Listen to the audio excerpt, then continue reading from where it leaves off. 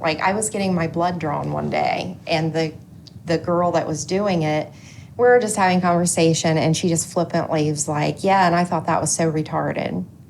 And immediately my heart did that clench up thing. I took a minute, and I go, hey, I said, can I talk to you about something? And she's like, yeah. And I said, you know, I don't want to sound like a jerk or anything, but I'm an advocate because my brother has Down syndrome. And because I'm an advocate, if I don't have this conversation, I feel like I'm a complete wash up. And we kind of laughed. And she's like, oh, yeah, what is it? And I said, well, you used a word a minute ago. And I know you probably didn't think anything of it, but you said, and before I could even say it, she said, oh, I said retarded. Yeah. And she goes, oh, I didn't think about that. And so we talked about it. And before I left, she had my business card and I had her information, and she was ready to volunteer, became a volunteer of Special Olympics. So my hope is that, like, by having that nice, polite conversation and kind of throwing the temperament and the responsibility on me when I present that, I'm always hoping that people walk away and it sticks with them so they don't use that word anymore. Hey everybody, this is Tony. And this is Paul, and we are headed out on the road for the Friends for Life podcast world tour. So let's hop in the car and get going. All right, everybody, welcome back to the Friends for Life podcast. Thanks for tuning back in. Today, we're joined here in Pickaway County by Heather and Ann. How are you doing this morning? I'm doing pretty great. I'm doing better than Ann. She's a little nervous today. It's true. I'm not going to lie. It's a thing. There's nothing to be nervous about. So, since you're so nervous, we'll break the ice right here. Oh, great. Ann, the disabilities field is very uncommon line of work. I would say a lot of people don't tend to end up here, but the people that do are very special. How did you end up working for the county board, especially in this disabilities field? I mean, you gotta love it or you wouldn't still be here. And who did you vote for this last election? No, I'm joking. I just had to do it. No pressure. No pressure. Okay, now I'm really sweating. All right. So actually, this happened to me about 25 years ago, and it was a job that I wasn't even looking for. It completely fell in my lap. I was here only a couple years, started having babies and staying home. So then fast forward 25 years, my babies are grown, and I'm like, hey, what am I going to do when I grow up? And so I came back. I'm like, this was an amazing place to work for. And so I'm like, here I am back again. And they actually needed me. So, yeah. That's always good to be needed when you go somewhere. So, Heather, how did you get your start? I have been an advocate since I was a kid, probably from a time that I didn't know what that word meant. My brother, who's 4 years younger than me, was born with Down syndrome. So he has been served by Pickaway County Board since he was little. My background up until I joined the board was actually sales and marketing. I've always been a part of the Pickaway County Special Olympics family because of Shane being an athlete all these years. The community connections coordinator, which is what I do here, I always say I have a really fun job because I get to connect people in our community, people with disabilities and people without disabilities. So I'm kind of like a fun matchmaker per se. I get people involved with each other who share common interests, who may have different abilities. So when that job came to be, I applied for it because it seemed like a very natural fit for me. I had a lot of connections already in the county because of my involvement in sales and marketing. Came in here, and I think it has proven to be a good fit. I've been so happy with my position and the team of people that I work with here because I'm finally with people who understand why it is so important to support people with disabilities. And I guess with that said, you know, I'm always talking about how much I love my job, which probably annoys some people, right? But when I started here, I was at a family function talking, and my cousin, she said, "My God, Heather, you finally found your people." And she's completely right. That's how I feel about it. Yeah. That's awesome. And, you know, you both have very different stories, but they're very common stories that we hear often. Like you have a family member with disability. That's how Tony started Friends for Life with his uncle. But, you know, you found your way in a completely different way. And it's awesome. It's a great community. So what keeps you working in the disabilities field? Because we see a lot. We're in this time right now where people are exiting the field and trying to go work at other places. But for instance, like I manage our social media, and on Facebook, I get messages all the time like, "Can I come work here again?" Like we just got one yesterday or something. And I was just like, so what keeps either of you here for the long run? The people. That for me, that's easy. So it's not just, it's the people we serve that I absolutely adore, and the people that I work with. And like Heather said, it may sound really kind of cheesy and everything, but we just have this vibe, this environment where we just really kind of embrace each other's like quirks and are very supportive of each other. We know where to go for, you know, help. And I mean, everyone just drops everything to be there for you. And I mean, it's like no environment I've ever been in before, really. Yeah, absolutely. And that's we find that a lot with people. So what makes, you know, every board does things a little bit differently throughout the state. You know, every board has their own, you know, procedures and things like that. What kind of would you say separates Pickaway County from other boards maybe that are in the state of Ohio? Because Ohio is kind of like, from what we've understood, is the forerunner in the disabilities field nationally. Yeah. For whatever reason. So what separates this board, would you say? Well, I can't speak for other boards, and I'm not to say they don't have this as well, but I know that with Pickaway County, our superintendent, Mike Pelsick, when he says he has an open door policy, he literally means walk into my office, tell me what it is that you need to make your job easier or more effective, and then it's done. He supports us in so many ways. We are all very active with different passions, like outside of what we do. We have people who serve on numerous boards, whether it be like Ann here is a fantastic artist, and she uses her talents at our local YMCA to teach classes, and she uses those talents with the people that we serve. There's people that sit on our local domestic violence board and committees and suicide prevention. This is a place where you get to wear your heart on your sleeve and take your passion for inclusion and diversity, and like you get to shout it out to the world, and you have all these people behind you to do it. And so explain a little more. What's going on at the YMCA?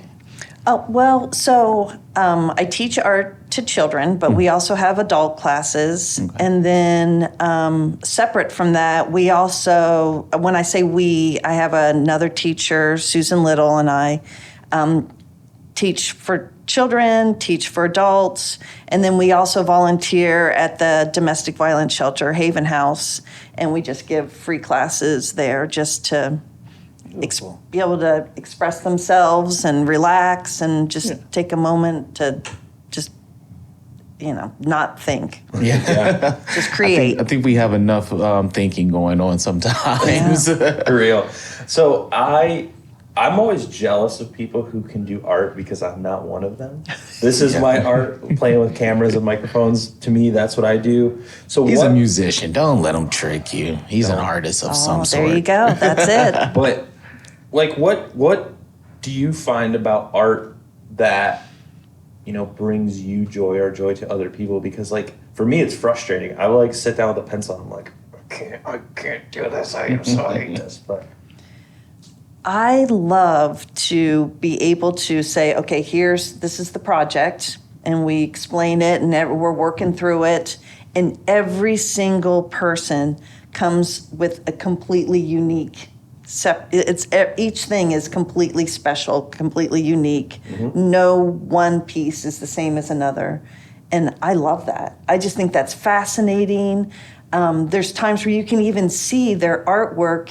Oh yeah, that has to be so and so's. Like it just like fits their personality, or it's. I think that's fascinating, and I feel like if you can get past this is supposed to look like this, and I can't stand it because it doesn't look like this. If you can get past that and just be able to kind of just embrace the process, yeah, I feel like it allows people to just be themselves. It's like a, I don't know how to explain it. It's just a way to express themselves freely. yeah, that makes sense. I mean, that's why art is cool, and I think that's a good metaphor for like the DD field as a whole. Just get rid of the preconceived notions and just go and let it happen and let everybody be themselves, and we don't have to fit everybody into these molds or whatever that everybody thinks they should be. And that's, I mean, that sounds awesome. And I know a lot of people that we see a lot of people with disabilities love to do art too. Do you think is there any specific reason behind that other than it's just fun? Like art is fun to do when you're messing around with crafts and stuff. I don't know. It's a wonderful release. I don't have the words, and I know Heather Foll does because Heather, what am I trying to say? It's just this freedom. It allows you to talk about yourself when normally you might not feel comfortable. If you're not able to speak about yourself, it can. There's this image that it can tell a huge story without any words whatsoever. I don't know, Heather. You do not need me whatsoever. You're doing great. It's like I feel this need to try and explain, but I don't know how to explain it. But I want to. You're doing made sense to wonderful. me. Yeah. Yeah, I liked it. I think. I think art's a good way to bring people together too. Like, despite what you think your differences are, somebody may look or talk or act very differently from you.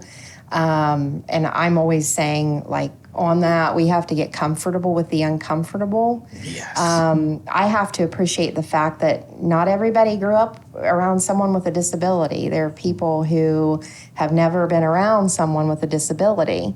And to be fair, if we really dive into this and talk about it, to be fair, I think that there is a fear factor there. Sometimes it might be, what if I don't understand them? What if they don't understand me? What if there's a major health issue I need to be concerned about and spending time with this person?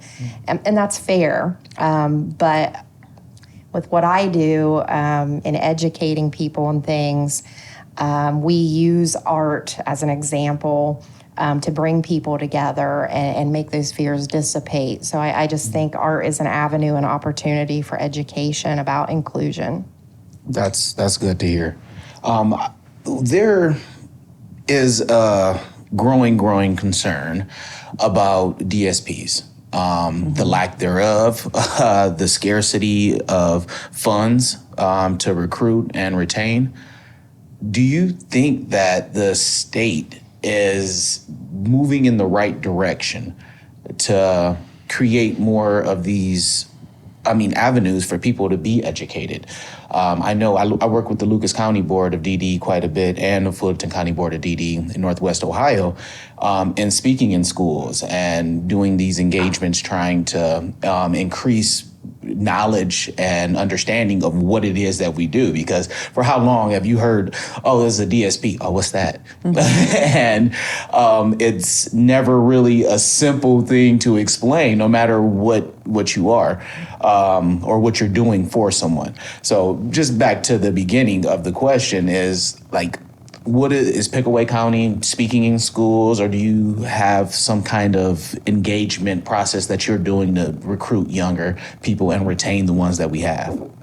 Yeah, I think that's a struggle for everybody, right? But I can say that, like, we have one of our SSAs, Annie. She has been great. She's younger. She's like in her early 20s, and she has taken on going out to like college job fairs, Nice, different college open houses to speak to college students about, hey, here's a potential for. Maybe it's not a future, career in your eyes, but what about right now? This is a great way to supplement your income and build a resume even from this. So we're doing that. We do have a provider liaison that we work with who's available. She's a provider and has been herself for quite a long time. So she knows the ins and outs of how to walk somebody through that process of becoming a provider and take away that, because that can be overwhelming, different stuff you have to do. She knows how to answer all the questions. Here, our providers, if they want to vent or have issues that they need to talk with somebody that really understands, she's there. She can also walk them through the trainings and things of that nature. Sometimes I'll just speak for myself. Technology is not necessarily my friend, but she will, take that person and help them get certified and, give them that kind of guidance also, I think. Yeah, and so is specifically here in this county, is the DSP shortage really affecting you? I mean, it's everything that we've talked to everybody. They're just across the board. It's we're suffering to get people in here to help take care of people, and it's a ever present issue. But like Tony and I are always saying, like, the whole point of this is to raise awareness about this issue so we can make this field something where people can make a livable wage and not have to work 50 jobs to keep everything going. So how is that affecting you specifically here in Pickaway County? I'm going to let you speak on that, Ann, because Ann's a service and support administrator, so she's working directly with like a caseload of people. I'm going to let you speak on that. So, yes, it's a significant concern in Pickaway County, as it is probably most places.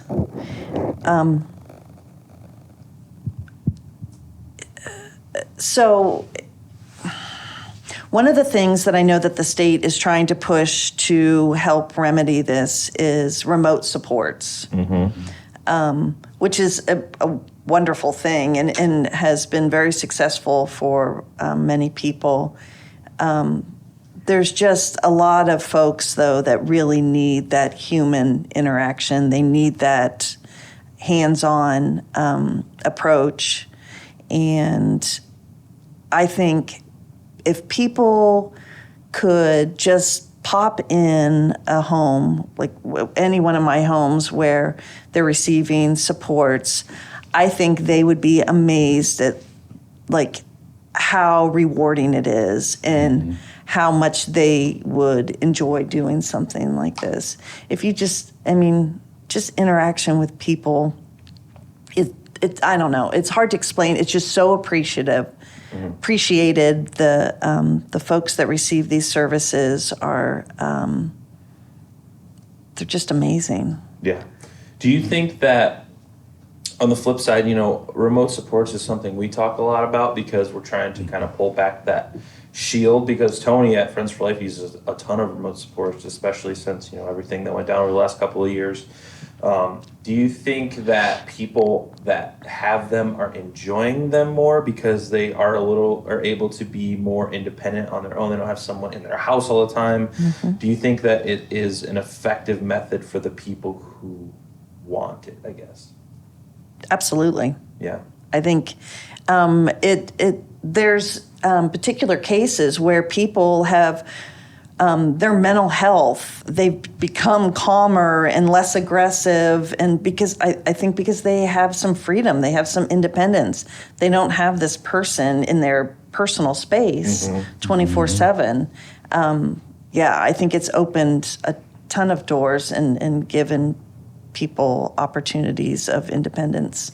And I think it's like anything else. It's the education behind it, right? Like, and I mean, I'm not picking on you, but you just said technology is not really your friend. But if you understood, like for any of us, the more we understand, the more comfortable we get with something and realize how it can benefit us. So I think education, because you have adult people that we serve whose parents, they live on their own. But their parents sometimes really worry, like, no, we have to have somebody in there. So it's not just educating the person, it's the people that care about them too. Yeah. And that's an ongoing process. It usually, you need to start it kind of from day one, discussing what the options are out there, and then just, it's a continuous process. Yeah, and that's the thing that we've heard from a lot of people is there's like this fear factor associated with remote sports, either because they think these cameras are going to be on all the time. And we've talked to a few remote support providers on the podcast, and they've all said across the board, we don't do that. Like that's not what they're there for. So I mean, yeah, I think that's a huge, like just like with anything, learning and teaching is the most important thing you can do because people are going to be scared. Yeah, the lack of education is actually quite astounding because we have, at least at Friends for Life, we have had to part ways with individuals and stuff because they want this body and this person that we cannot find, and this person is completely capable of a lot of self-sufficiency. And I think that's, again, where some of our expectations of a DSP has been lost because we're considering them as like maids and stuff, when in reality we should be promoting self-care. And I scream this from the mountaintops almost every episode, so I'm sorry any listeners who always hear me say it, but self-sufficiency is the name of the game. We are just supposed to be companions in a sense. And that dialect is being lost because people go to work and it can be hard to teach someone something. It can be time consuming. It can be stressful. And we all know, especially if you're a parent or even in Paul's case, an uncle, sometimes it's just easier to go clean those dishes versus having to stand there with someone and say, hey, put the soap in, use the warm water. Yep. These things take time. So I went to that long rant to say, I believe that I think county board staff, especially SSAs, have a responsibility to remind DSPs of that in a very emotional, intelligent way. And do you think it is being reciprocated if, like, you do that? Let's say you do that, Ann. You're doing a great job, Tony, in the house and all of this and that and the other, but there are some steps I want you to take to grow. What do you think a DSP would say to you if you came to them that way? Well, first, I think it's all in my approach, how I talk to them and how I address them, and probably also the relationship that I've built with them. And I try and make that an equal relationship as much as possible. So, they're there in the home. So as far as I'm concerned, they're the experts. They know them inside, the person they're serving inside and out. So I'm going to look to them, also for advice and information. But I think there's some that are very receptive. And I think it's helpful if we come up with creative ways for them to encourage that independence. But then I think there's also some people that's very hard.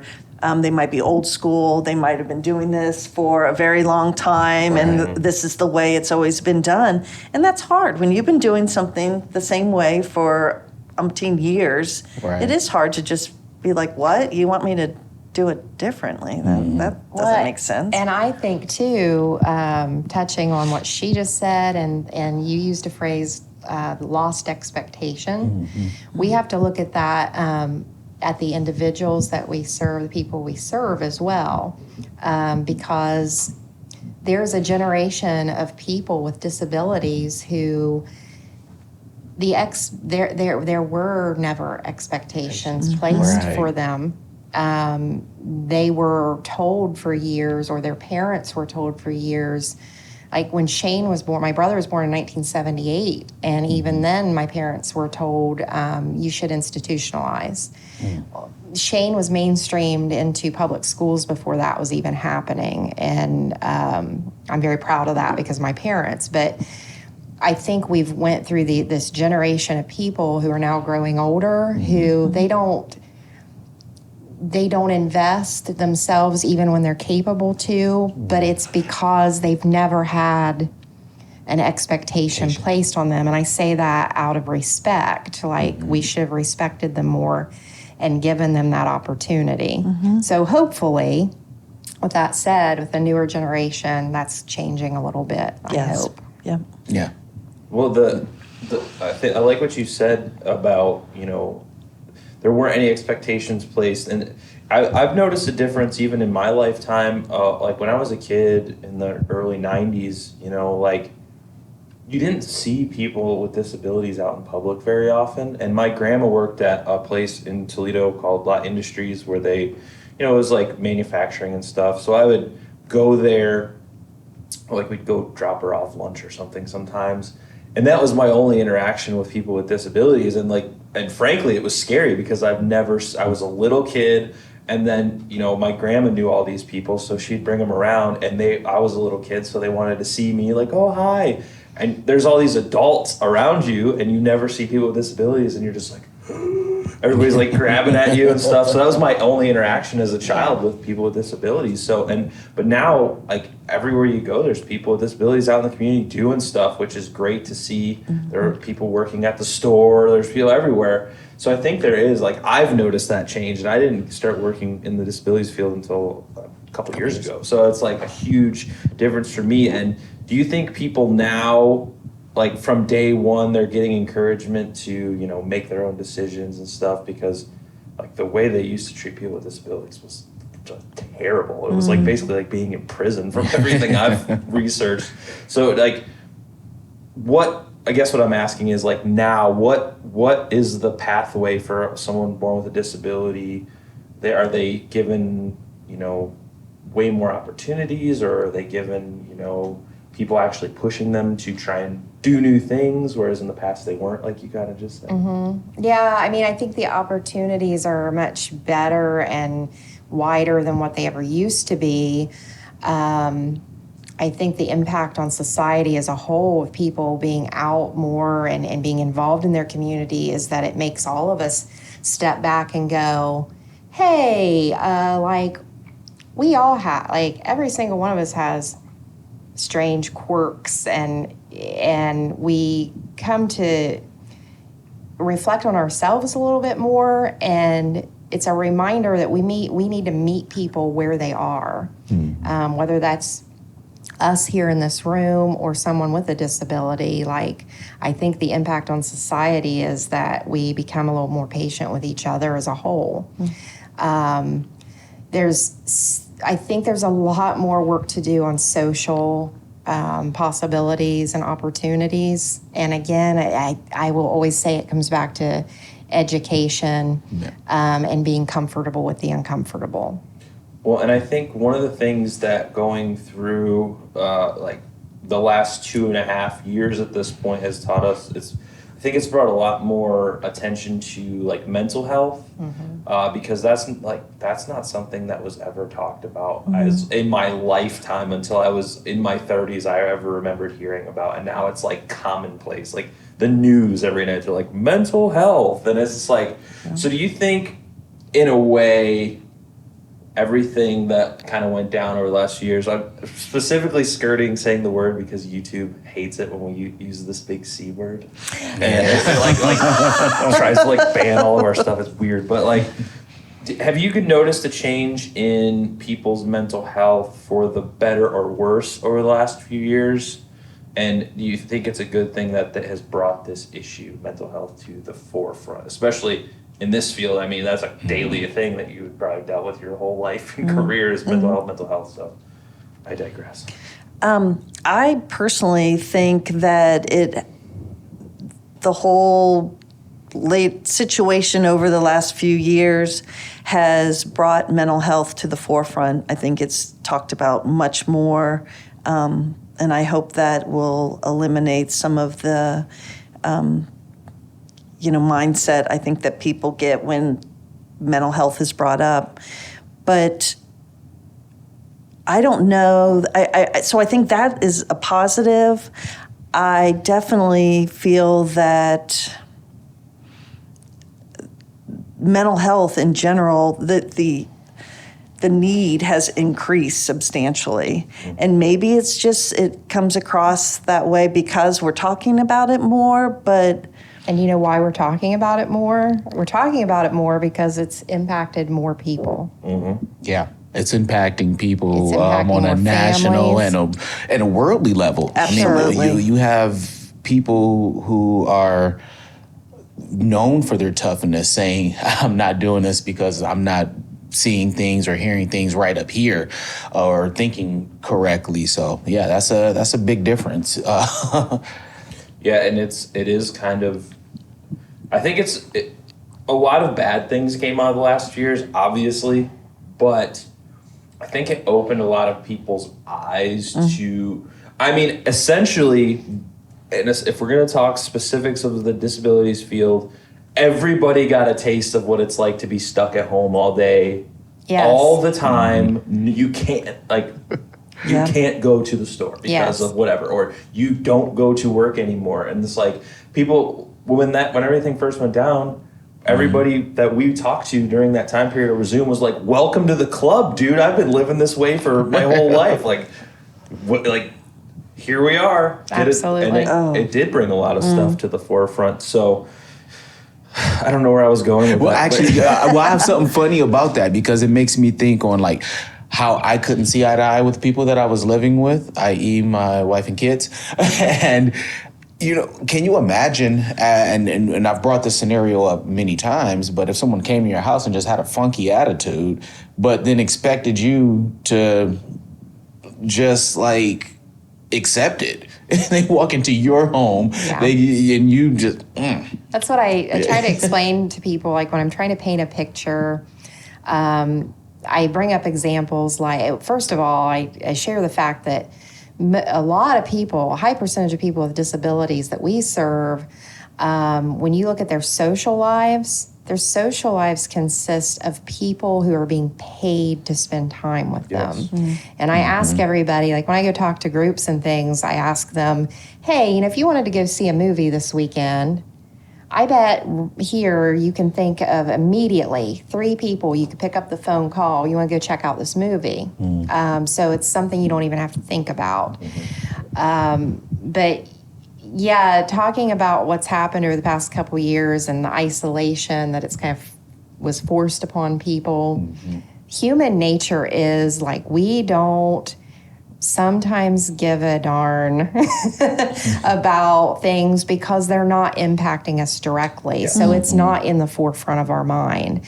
But the reality is, I could go out this evening and be in a really bad car accident and wake up tomorrow as being part of a group of people with a TBI. And then it's going to be a concern to me.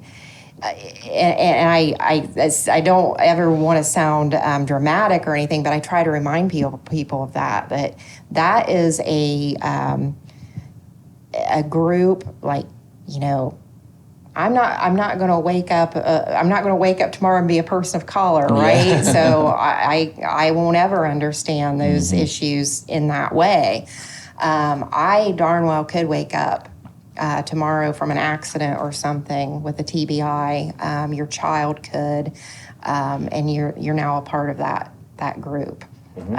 So it's really hard. That's the educational piece I struggle with the most, is how do you get people to care or invest when it really doesn't affect them directly? Whoa, that's the $1 million question. Yeah. That's human nature, and that is, I've said that something similar to that effect before is if it's not in your face and dealing with it on a day-to-day basis, most people don't care. And then, like, a prime example would be like when 9/11 happened. For weeks and months, this big, everybody was united, and everybody were like, oh yes, this is bringing us together. And then, like, as time went on, it was just like, yeah, whatever, that happened. It's like, it's all a thing that happened in our lifetime that we remember, but then it mattered for like a few months. There's American flags flying in everybody's yard and window, and now it's like everything's back to how it was. And that's the same thing right after all this stuff goes away, which it doesn't sound like it ever will. We're just going to be back to how it was before that. Everything's going to go right back to how it was. And I'm kind of like a history nerd. If you just look through time, it's just like we're so bad at learning from our mistakes. Like, we could get to a point where everyone with a disability is integrated into society, just like an ideal world where that's what like everybody's fighting for, and then something can happen and it all just fall apart and go back to the way it was. And it's just, that's human nature. It is. It is, because until you yourself or someone you love is marginalized in some way, you just don't remember, or it's not at the forefront of your day-to-day routine to invest in that. Right. Doesn't have that same impact in your life. Well, like, you grew up with a brother with a disability. Obviously that shaped you as a person, but how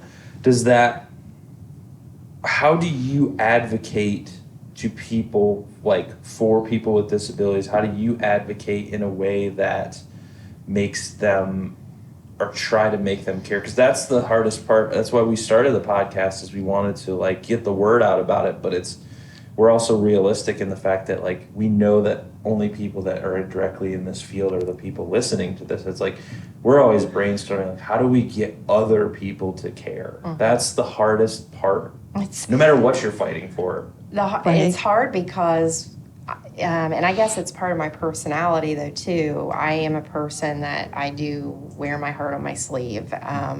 So I'm not one that's going to talk about numbers and statistics. I talk about feelings and emotions. Gotcha. I think I'm an empath. I always feel what other people feel, or I think I am. So the hard part for me in that is, like, the most effective way is to literally have one-on-one conversations and get people to, and draw that emotion out of people and put that out on the table and just, like, completely play with all that messiness and talk about it. So it's like, how do you do that with thousands and thousands of people when you can only do it, like, one drop at a time? Because that's how I feel like is the most effective way to do that. I think you're right. On the flip side, Anne, it is a difficult thing, and it's hard to get people to care about anything anymore because there's so many things to care about. So what approach do you take? To generate someone to care, actually just be invested, to care. Or try to, at least. All you can do is try. I'm a people person, so I'm going to just piggyback on what Heather said. I'm all about that face-to-face connection, having those kinds of conversations. I also have a tendency to ask a lot of questions, so I like to pick their brain and kind of get where they're coming from. That kind of opens that dialogue. You have to be brave to do this. Like, as I was growing up, as a kid and a teenager, and I would hear somebody use the word retard or retarded as slang inappropriately, my more immature self at that time would come out of that with anger and lash out. That does not help anybody or anything. And as I matured, I came to realize 9 times out of 10, when somebody uses that word, they don't even realize what they're saying. They don't know that it's offensive. But when I hear it, it hurts. It's this very hurt feeling. There's other words that people throw around that are horrible words, and that one affects me in the same way. So as an adult, I've learned, like, I was getting my blood drawn one day, and the girl that was doing it, we were just having conversation, and she just flippantly was like, yeah, and I thought that was so retarded. And immediately my heart did that clench up thing. I took a minute and I go, hey, I said, can I talk to you about something? And she's like, yeah. And I said, you know, I don't want to sound like a jerk or anything, but I'm an advocate because my brother has Down syndrome. And because I'm an advocate, if I don't have this conversation, I feel like I'm a complete wash up. And we kind of laughed. And she's like, oh, yeah, what is it? And I said, well, you used a word a minute ago. And I know you probably didn't think anything of it, but you said, and before I could even say it, she said, oh, I said retarded. Yeah. And she goes, oh, I didn't think about that. And so we talked about it. And before I left, she had my business card and I had her information, and she was ready to volunteer, became a volunteer of Special Olympics. So my hope is that, like, by having that nice, polite conversation and kind of throwing the temperament and the responsibility on me when I present that, I'm always hoping that people walk away and it sticks with them so they don't use that word anymore. That's the best approach, because I know the feeling, because I'm just like a fighter at heart. Like, that's how I am. Like, when I'm fired up about something, not like a physical fighter, I just get like, I'm like, I'm into it. Like I'm a very factually driven person, which is probably to the bane of my wife. She's just like, oh my God. Because I'm the kind of person that I'm like, this is a fact, this is a literal statistical fact, or this is like a proven fact. And then I have a hard time with people because sometimes people aren't logical. People are very emotionally driven. Yes. Whereas like I can set aside my emotion to a fact. Like, To look at I'm the wrong. logic. I need Yep. to read more about this. Or that's how I am. That's how my brain operates.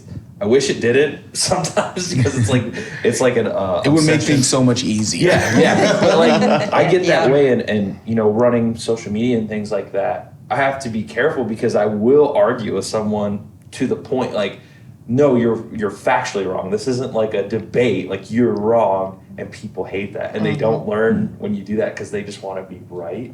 So it's a fine line. I do the same thing because I run a conservation podcast too, and people will be like, "Oh no, this is made up," and I'm like, this is a study that was done. You're insane. Like, no, so I need to Let learn me something. cite the source for you. That's me. So like, I need to work on what you're doing, is like take a breath and just be like, how can I do this without exploding?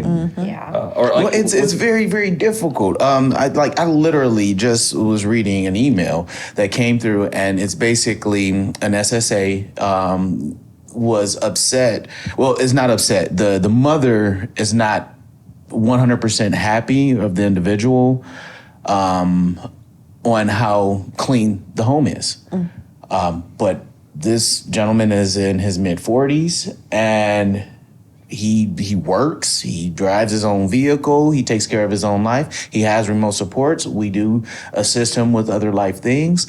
But what do we look like really coming to a 45-year-old man? And if he doesn't want to clean, he doesn't have to clean. Right? You do not want to see my house right now. Okay? Let me simplify it. You don't want to see my house right now. And that is the thing that, like, because my son, he's about to be 20 years old, and he's in this, and he's come across those kind of scenarios as well. And he's like caught in the middle, and as a 20-year-old trying to learn this field, and you're getting bombarded left and right, it can be kind of tough to hold your ground on some of those things that are rights driven. But yeah, I just think that is a very interesting type of thing that, yes, I would prefer my kids as they got older to have a clean home. But if it's not, guess what? I'm just not going over there. And if it doesn't have anything to do with your health or safety, I'm really not going to say too much about it other than don't bring any food to the potluck, because I know you keep a dirty kitchen. do you notice any like, I don't know what's the word I'm looking for, any like, between working for the county and then you have like DSPs or people serving in the house, do you find any like time where it is a little more difficult for you to like communicate things, maybe like things you have to keep up on, but they're like, no, I don't want to do this, and there's a little bit of that middle ground where things get a little like we have to have a hard conversation. Like, does that happen often, or? Oh yeah, I call them come to Jesus conversations. Hey, what you do too? I love it. We have to have a little come to Jesus meeting. Yeah, I mean, it's just like life in general. I mean, there's always, no matter who you work with or in your own life, in your own home, there's stuff that you want done that people are like, absolutely, I have no problem with that, and they just jump right in and are all gung ho. And then there's other things they're like, yeah, I'm not doing that. Yeah. Not for me.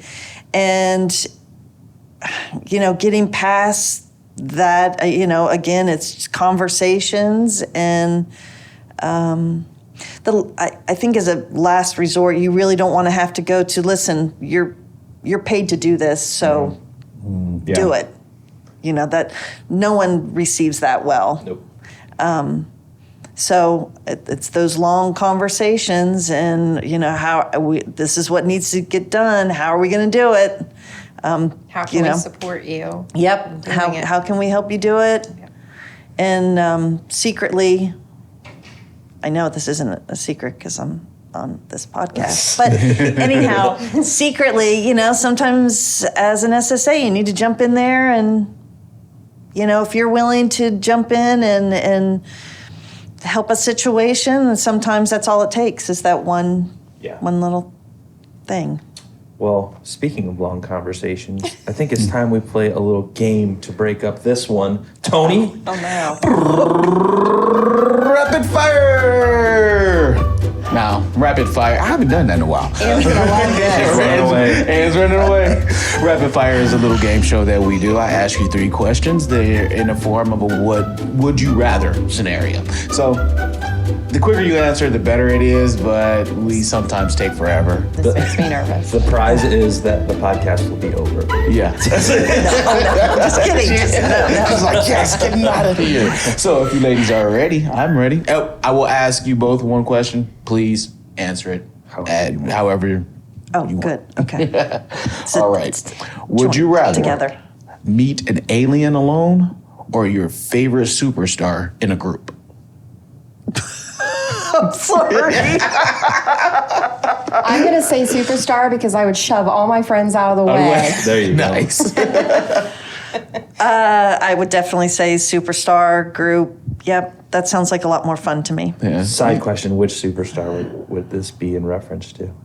Oh, I have a weird one. Oh, come on. I'm a huge Rod Stewart fan. All right. I have been since I was a little girl listening to my mom's Rod Stewart records. It would be Rod Stewart all day. There's nothing weird about that. Not That's at awesome. all. Yeah, I got nothing. I don't know. Come on, There's Ann. no one in particular that I'm like, I'm just dying to meet It's them. Rod Stewart. It's not. It's not Rod Stewart. I'm Sorry, joking. Rod. It's a not. Stewart. It's Tony if you're Stewart. listening, She made me. I love you, but no. All right, fair enough. All right, next one. Would you rather have would you rather have skin like colorful feathers or shiny scales? Ooh. Oh, Yeah. colorful feathers. I'm all, yeah. I'd go with feathers. Feathers? Yeah. I would do the scales. I think they'll shine better, like in the sun. Do you like What was that book with the fish that the scale came out yeah. or something when you were a kid? You read that book probably? Probably, but It was like a fish and he had like a special Yeah. silver I hated scale. reading the front of when I the was book? younger. It had the Yeah. happy yeah, scales. I do remember that. You have 5 So kids, do you probably have it in bedazzle your house. clothing? I would do. He does. I mean, that's for another episode. The answer is yes. Do you ever feel like you're in a weird dream? All the time. I feel that way right now. Go ahead. Every waking moment of my life. Go ahead. All right, last one. Would you rather be in jail for a year or lose a year on your life? Dun, Well, dun, either dun. way, it's the same. If you're in Club Fed, who knows? No, I don't know that I do well. You know, Nope. I'll lose a year. lose Yeah. a year. Yeah, because you're not really going to know that. Yeah. No one knows when they're going to go anyhow. So Right. a year earlier, you're still going to be clueless. As long so. as you still don't know the exact time. Yeah. That makes sense. I like it. All right. Well, I would like to thank both of you for coming in here and talking with us this morning. I think these conversations are really important.